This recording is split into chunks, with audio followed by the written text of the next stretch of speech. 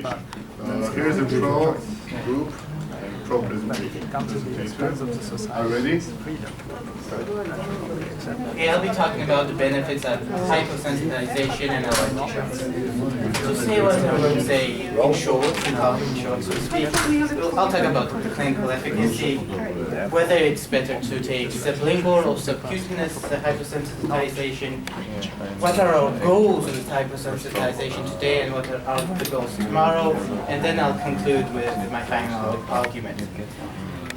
So to start with a study by Clinical Immunology Today, which is a quite popular journal.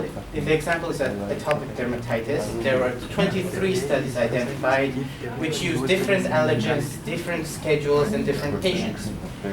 The results were quite mixed due to the different schedules. Thus, the efficacy range was somewhere between 40 and 70%, and there were some cases of exacerbations of the same disease. But two things were in common in all of these cases, in all of these trials. All studies affirm clinical benefit of hyposensitization, and all studies affirm moderate to high efficacy of hyposensitization. I'll tell you another example. Nickel allergy is relatively common in the developed world, especially in women and people who work with the metal constantly, like metallurgy workers and so on. In 2009, a double-blind study was conducted with 67 patients. A course of oral hyposensitization lasting 10 weeks. 44 patients reported complete or partial absence of their symptoms. 12 patients they reported mild itching or discomfort when in contact with nickel, and 8 patients who had gastrointestinal problems to start with manifested low-intensity digestive symptoms. Conclusion was sublingual hyposensitization is effective in treating nickel allergy. What about the long term? Well, I'll quote another trial, and this trial was for allergic rhinitis. They used pollen allergens, and the actual trial lasted for 4 years. But the people who participated in the trial, about 80% of them had sustained results, that they were hyposensitized and didn't have allergic rhinitis to pollen for about 2 years after the actual trial. The sustained effect is associated with an inhibitory effect of allergen-specific IgG antibodies, namely IgG1 and 4, and the titers of these antigens in the body. So the big question now is whether sublingual or subcutaneous hyposensitization is better. The Journal of Allergy and Clinical Immunology did a comparative analysis in 2012.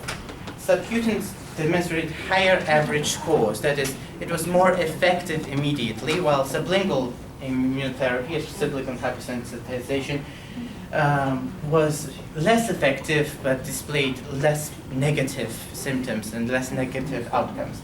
So, as such, to this day, both subcutaneous and sublingual immunotherapy is approved by the FDA. So, what about the patient convenience? Well, patients usually find sublingual immunotherapy better because it's more comfortable than getting a prick into your arm every 2 or 3 days. Patients fear long-term effects of corticosteroid therapy, thus immunotherapy is a better alternative, and long-term commitment is usually needed from the patient. It's not going to take 1 or 2 days, it's going to take months, or in some cases even years, as we see. But it's also associated with large costs currently, that's a minus, which we are working to improve, and it's usually not covered by insurances in the case where insurances are needed in America. So what lies in the future? Our biggest topic of interest is so-called rush or clustered hyposensitization. This is reaching a maintenance dose in between 2 or 3 days by giving patients a dose every 1 or 2 hours. It's associated with higher risk of body-wide responses, but with refinement, it can become a viable option in the future, especially for travelers who need a quicker way of hyposensitization. What has to be done? Well, first of all, we have to improve slit efficacy.